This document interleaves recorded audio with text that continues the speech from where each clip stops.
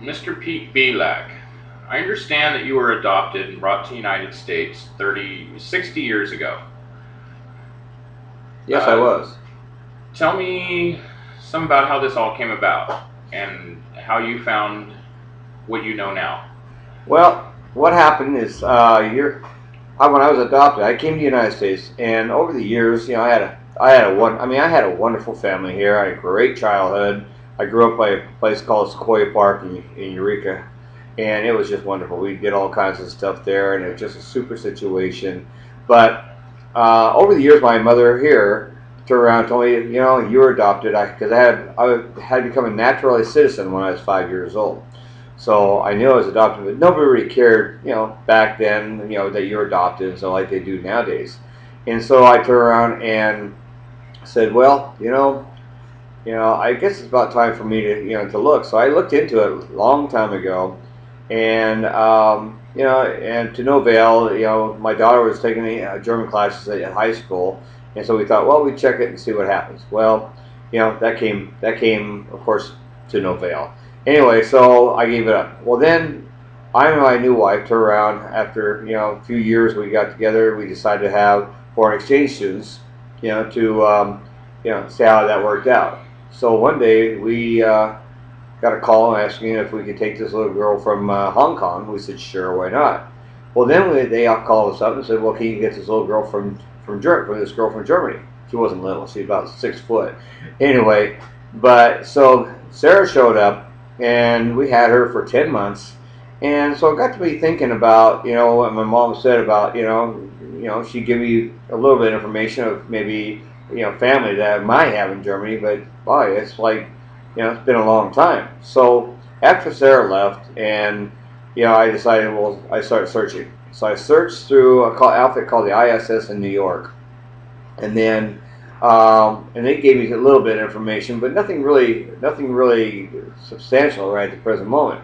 So then I ran across an old friend, and I hadn't seen for a long time. Her and I grew up, so her and I and my wife got together, and we turned around, and she was telling me about this lady down in Los Angeles, of a lady named Mary O and stuff, and she's a psychic. She said, call her. I said, okay, I'm going to call her, and I'm going to find out. Maybe this will work. I don't know. I've never believed in a psychic, but you never know. It could happen. So anyway, I got a phone call into her, and you have one question to ask. It's a one question situation where people call in. So I call her up and ask her. She says, do I have any family that's been looking for me? She said they've been looking for a long time. Oh, really? I says, yeah, yeah, yeah. I says, great. So then that was it. So then I called back, and luckily I got through. Actually, I got through 3 times. So then I called back. I says, well, do you know if there's any, girls or boys or anything like that? And she goes, well, you have a half sister. Her name is Christine Husband. Well, great. I said, that's awesome. Now I got something to look forward to see if I can find something. Never say anything about my mother or a brother or anything like that. If I had any, if they're alive or anything like that. So I says, okay. So then the last question I asked, I call it in. I actually got through. So I asked her. I says, well, do you know how long it's going to be before I get to maybe see or hear from these people or whatever? And she goes, you just have to let Destiny take its course. Well, I didn't want Destiny to take its course. I wanted to find out right now. I said, wow, it's like, I need to know, okay? So I was very anxious, and I was like, very impatient. I want to know now. Of course, she said, sorry, but that was it. So then she hung up. Well, then about 2 years later, we had talked to Sarah and her mom and dad, and visited with them. They came back a year later, and then so about a year after they left, I got a little information from the ISS that my biological father had passed away about 12, 13 years ago, but I have a half sister, and her name is Christine Husband. I'm just going, wow, Christine Husband? I'm going, wow, how fortunate can I be? I can't believe that this actually came true, but yet I still haven't, at this point I haven't heard anything from her, or I haven't, don't know anything about it. So anyway, I said, okay, well, we'll let time take its course. So that was enough of it for a while. So then I got anxious. I said, you know what? I'm getting impatient, So finally I decided, well, I'm going to call them, I'm going to call somebody. So I called the German embassy, in the United States in San Francisco. And I asked them, I says, is there anything you can do about helping me to, whatever? They said, no, we can't help you. But you might call the American Embassy in Germany to see what you come up with. So I did. I called this gal and I turned around and or actually called over and I got a hold of this gal, and she, we talked a little bit, and she said, well, let me see what I can do, but I can't promise you. Well, what have I got to lose? I haven't found anything yet, so I might as well go ahead and go for it. So anyway, finally, about 30 days later, she comes back. She says, I need $28 euro, $42 American money at that time. Okay, and that was in 2009. And so she finally got back to me about December 30th, 2009, wrote me an email, or actually wrote me a fax, and got a hold of us by the fax, and it came across that this may be your mother. Her name is Ursula Marie Domer, previously Balzer. My real name is Peter Gunther Balzer.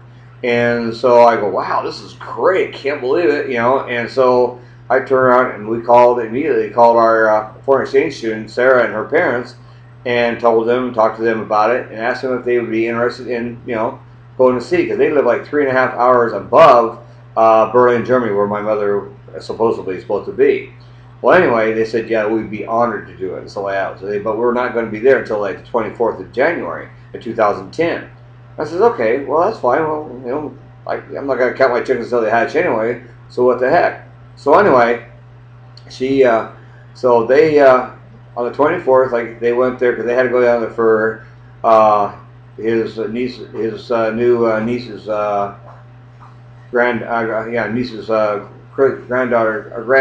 niece's christening. I'm sorry. So that anyway, I can get it right. Old guy I am. And so anyway, they went down there for that, and then they went over and they started to. So they went to this apartment building over on Kummerstrasse, and they got in the building, and so they knocked on the door. And they kept banging on the door, and nobody's answering. So Sarah's dad says, well, we're going to have to go. And Sarah says, no. Sarah's very like me. She's really impatient. You gotta get this right. So she banged on a little more. Finally, she turned around, and this little old lady comes to the door. And Sarah looks at her. Of course, this is all being done in German, of course, which I can't speak much German. I can, but now a lot better. But I've still got a long ways to go. Anyway, so she's asking her a question. She says, are you Mrs. Balzer? She goes, no, I was. Why? She says, well, Sarah says, I think I stayed in America with your son, Peter Gunther Balzer. She goes, oh, my son, I prayed every day I see or hear from him before I died. And her heart just went back, and she started crying. Sarah started crying, and so they talked, and they told him that that I was doing good, that I was alive in America, and that I was doing really good, had a great wife and a family, and that that she had been there as a foreign exchange student, spent 10 months over there, and had told her the whole story about it, and she was just totally she was just totally, she couldn't believe it. Let's put it that way. It was just fantastic for her that, that she found, that she could finally hear about her son after 60 years of not seeing him. My mother, I guess, the best way to tell this is that, my mother over there turned around. My mom here is 92 years old. My mother over there is 82 now. And the best way, I guess, to say how to explain this to you is, see, I'm trying to think. That what happened is my mom one day went out with a friend, and this is when she's like 18 years old, and went to a nightclub with a friend and stuff like that. This is when Germany was just basically getting over the war and stuff like that. And so they decided to go out nightclubbing. Well, she ran across this guy with a friend, and she really admired him. So I thought he was great looking, the whole 9 yards, And so she decided to, go out with him. Well, then they finally got hitched. Well, then things kind of got bad because of the war, and money was hard to come by. So they started getting on the black market, and then they went on the train and went to another city, and they got married, and they came back, and so then they decided to go get an apartment and stuff like that.